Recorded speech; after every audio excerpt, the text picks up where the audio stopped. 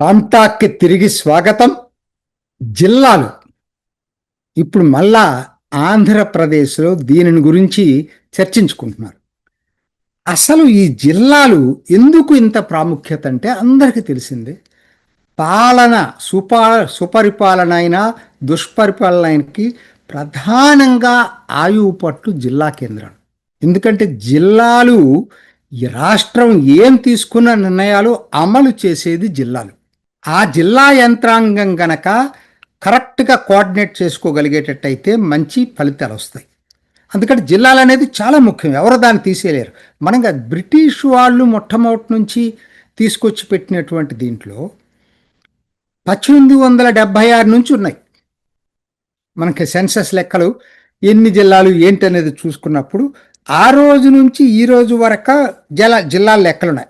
దానికి వెళ్ళే ముందు అసలు జిల్లా అనేది వాళ్ళు డిస్ట్రిక్ట్ కలెక్టర్ అన్నారు కదా, అధిపతి. కలెక్టర్ అనేది ఎట్లా వచ్చింది?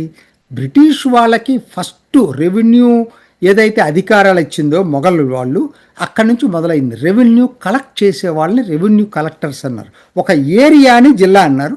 ఆ జిల్లాకి ఒక అధిపతిగా రెవెన్యూ కలెక్ట్ చేసే వాళ్ళని రెవెన్యూ కలెక్టర్స్ అన్నారు. దురదృష్టవశాత్తు ఈరోజు కూడా మనం అదే పేరుతో పిలుస్తున్నాం. జిల్లా అధికారి అంటలేదు, జిల్లా కలెక్టర్ అంటున్నాం. సరే, అది అలవాటైపోయింది జనాలకు కూడా. సరే, ఇప్పుడు ఈ పాలనా వ్యవస్థ ఇట్లా ఉంటుంది.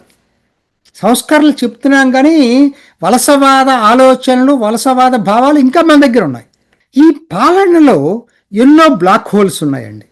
చాలామందికి ఇది చాలా ఆశ్చర్యంగా ఉంటుంది. 75 సంవత్సరాల తర్వాత కూడా ఇంకా ఇలా ఉందా అని. ఉంది. కొన్ని చెప్తాను నేను. ఉదాహరణకి ఉభయ సభలండి. రాష్ట్రాల ఏర్పాటు అనే దానికి ఒక క్రైటీరియా లేదు. 25 కోట్లతో ఉంది ఉత్తరప్రదేశ్. అది చిన్న రాష్ట్రం, పక్కనే హర్యానా ఉంటుంది. అంటే దానికి ఒక పద్ధతి, ఒక పాడు లేదు.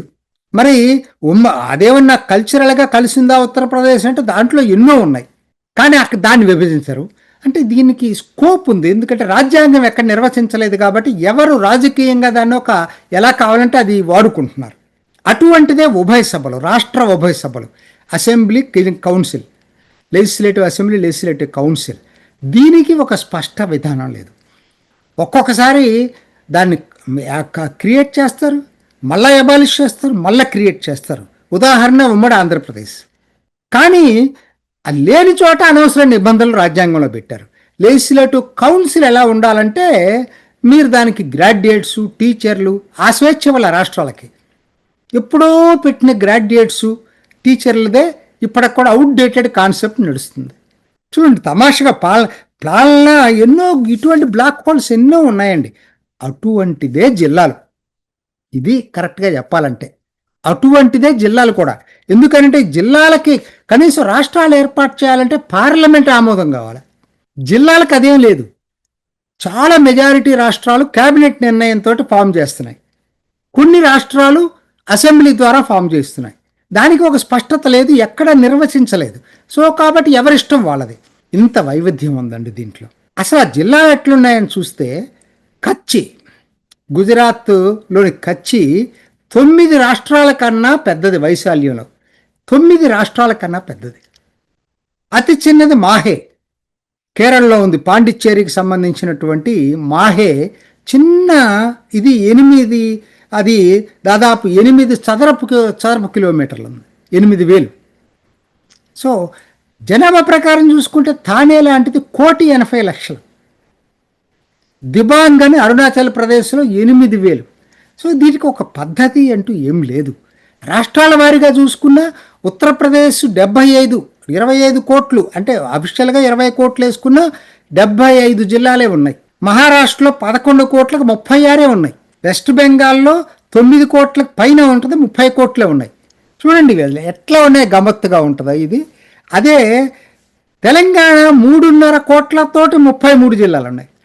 కేరళ 3.3 కోట్ల జనాభాతో 14 ఉన్నాయి. అదే ఆంధ్రప్రదేశ్, తెలంగాణ పక్కనున్న ఆంధ్రప్రదేశ్ 5 కోట్ల జనాభాతో 26 ఉన్నాయి. ఎక్కడా పొంతం లేదండి. ఎందుకంటే ఇది ఎక్కడ రాజ్యాంగంలో నిర్వచించలేదు కదా. అందుకని అది ఏ పద్ధతి పడితే ఆ పద్ధతి నడుస్తుంది.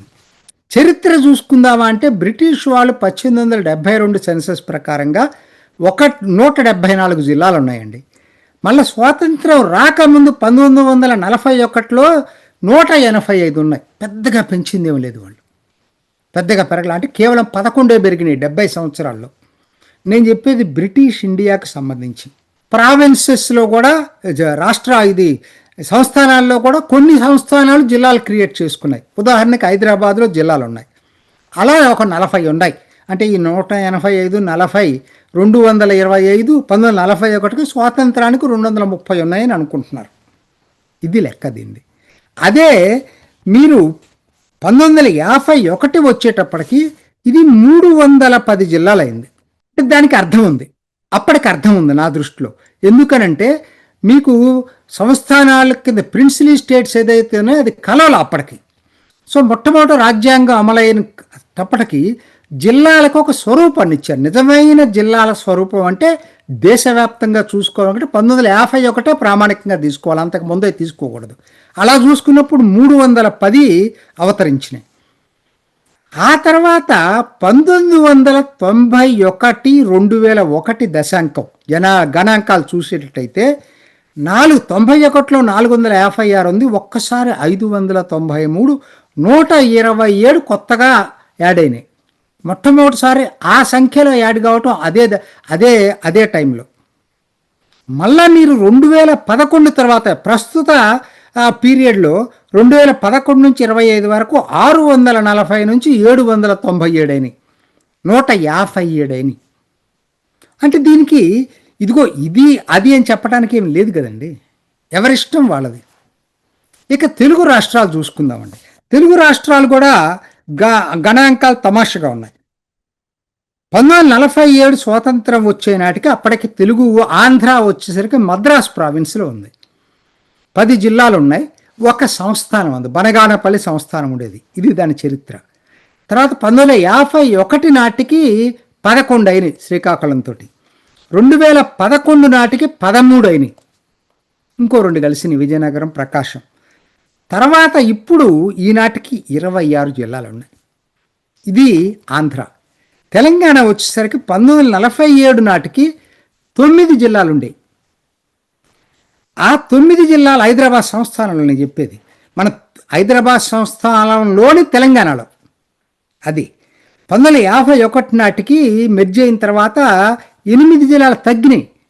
ఎందుకంటే హైదరాబాద్ని అప్పట్లో అత్రాఫ్ ఈ బాల్దా, భగత్ అనే 2 జిల్లాలు ఉండేవి చుట్టుపక్కల. ఈ రెండింటినీ కలిపి ఎక్కువ భాగం హైదరాబాద్లో కలిసింది, కొంత భాగం మెదక్లో కూడా కలిసింది. తగ్గినాయి, 9 8 అయినాయి. 2011 నాటికి 10 అయినాయి, ఖమ్మం ఒకటే యాడ్ అయింది. సరే, ఇప్పుడు 33 అయినాయి. ఇది ఈ చరిత్ర మనం చూసుకునేటట్టయితే. నిజం చెప్పాలంటే ఆంధ్ర తెలంగాణలో రివర్స్లో ఉండాలి. 3.5 కోట్ల తెలంగాణకేమో 33, 5 కోట్ల ఆంధ్రాకేమో 26. అంటే కేసీఆర్ ఏమో జనాన్ని ఆకర్షించడం కోసం, పాపులారిటీ కోసం పెంచుకుంటూ పోయాడు. జగన్మోహన్ రెడ్డి ఏం చేశాడు, ఆయన చాలా మేధావి అనుకున్నాడు. ఆయన ఏం చేశాడు, ఈజీ సొల్యూషన్ కనిపెట్టాడు. Easy solution. ఎందుకంటే ఈ వినతలు చాలా వివాదాలు వస్తాయి జిల్లాలు ఏర్పాటులో, కానీ జిల్లాలు ఏర్పాటు చేయక తప్పేటట్లేదు. సో దానికి ఈజీ సొల్యూషన్ ఏంటి, లోక్సభకు ఒక నియోజకవర్గం, చివరికి అరకు ఒకటే తీసేస్తే మిగతా అన్నీ కూడా లోక్సభ నియోజకవర్గం. అరే వాడు జిల్లా కేంద్రం దగ్గరగా ఉందా లేదా, పరిపాలనా సౌలభ్యం ఉందా, చారిత్రకంగా అది ఎటువైపు ఉంది మొదటి నుంచి, ఇవన్నీ లెక్కలోకి తీసుకోవాలి. సింపుల్. అప్పుడు ఎవరు అడిగినా ఏం చెప్పేవాడు, మాదేవ్ నేను ఒకటే క్రైటీరియా అండి, లోక్సభ నియోజకవర్గం మీకు అక్కడ ఉంటే దాంట్లో ఉంటుంది, అంతే. Simple solution. నిజానికి ఇది నిజమైన చేస్తే సరిగ్గా మీరు దాని మీద దృష్టి పెట్టి చేయాలి. లోక్సభ ఎట్లవుతుందండి, లోక్సభ అసెంబ్లీలు డీలిమిటేషన్ పార్లమెంట్ దీని ప్రకారంగా 10 సంవత్సరాలకు ఒకసారి డీలిమిటేషన్ జరగాలి. అంటే సరిహద్దులు మారుతూ ఉంటాయి 10 సంవత్సరాలకు ఒకసారి. ఇప్పుడు ఎందుకు లేదనేది వేరే యాంగిల్. చట్ట ప్రకారం అది, దానికి మధ్యలో వాళ్ళు మళ్ళీ మినహాయింపులు చట్టంలో పెట్టి తీసుకుంటున్నారు ప్రతిసారి. కానీ 10 సంవత్సరాలకు ఒకసారి డీలిమిటేషన్ చేయాలి. అంటే ఏంటి, సరిహద్దులు శాశ్వతం కాదు. కానీ జిల్లా అలా కాదే. జిల్లా అనేది బ్రిటిష్ వాళ్ళ టైం నుంచి కంటిన్యూ అవుతుంది. పాలనకి ఆయువు పట్టు కీలకం జిల్లా. అసెంబ్లీ పార్లమెంట్లో సంబంధం లేదు ఎప్పుడు కూడా. కాకతాళీయంగా రెండు కలిస్తే కలవచ్చేమో, అది కలిసిందికి కూడా శాశ్వతంగా ఉండదు కదా, మళ్ళీ నెక్స్ట్ డీలిమిటేషన్ జరిగినప్పుడు పోద్ది. సో నియోజకవర్గాలకి జిల్లాలకి ఎందుకు పొంతలుందో, అసలు పొంతలు ఉండాల్సిన అవసరమే లేదు. అందుకనే ఇప్పుడు ఆంధ్రప్రదేశ్ ప్రభుత్వం చేస్తున్న పునఃసమీక్ష కరెక్ట్ అయిన పద్ధతి. కాకపోతే రకరకాల వార్తలు వస్తున్నాయి, కొంతమంది 2 అంటారు, కొంతమంది 6 అంటారు. కొద్ది రోజులు ఎందుకు ఓపిక పట్టలేరు? క్యాబినెట్కి వెళ్ళేదాకా, cabinet sub committee final report క్యాబినెట్కి ఇచ్చేదాకన్నా ఆగండి. అది లీక్ అయితే అప్పుడు పబ్లిష్ చేయండి. ఏదో ఒకటి ఊహాగానాలు, సబ్ కమిటీ అట్లంది లేకపోతే ఇట్లంది అని ఇంకా సంప్రదింపుల దశలోనే ఉంది. సబ్ కమిటీ కూడా ప్రాథమిక నివేదికను ఇచ్చేసి అక్కడ కూర్చున్న ముఖ్యమంత్రి, ఉప ముఖ్యమంత్రి సలహాలు తీసుకొని తిరిగి ఇప్పుడు కసరత్తు మొదలుపెట్టింది. సోమవారం మళ్ళా వాళ్ళ మీటింగ్ ఉంటుంది, అప్పటిదాకన్నా వెయిట్ చేయండి. సో ఆ తర్వాత ఒక షేప్ వచ్చే అవకాశం ఉంది. ఇది చాలా కరెక్ట్ అయిన పద్ధతి. అసెంబ్లీ పార్లమెంటుతో సంబంధం లేదు, మండలాలకు సంబంధం ఉందంటే ఒప్పుకుంటారు. ఒక మండలాన్ని ఒక జిల్లాలో పెట్టడం అనేది పాలనాపరంగా చాలా మంచి నిర్ణయం. అంతేగాని అసెంబ్లీ పార్లమెంటు లెక్కలోకి తీసుకోకుండా చేయటం అనేదే కరెక్ట్ అయినటువంటి పద్ధతి. కొద్ది రోజులు వెయిట్ చేద్దాం ఏం జరుగుతుందనేది. ఇది ఈనాటి రామ్ టాక్. ఇంకొక ఎపిసోడ్లో మళ్ళీ కలుసుకుందాం. నమస్తే.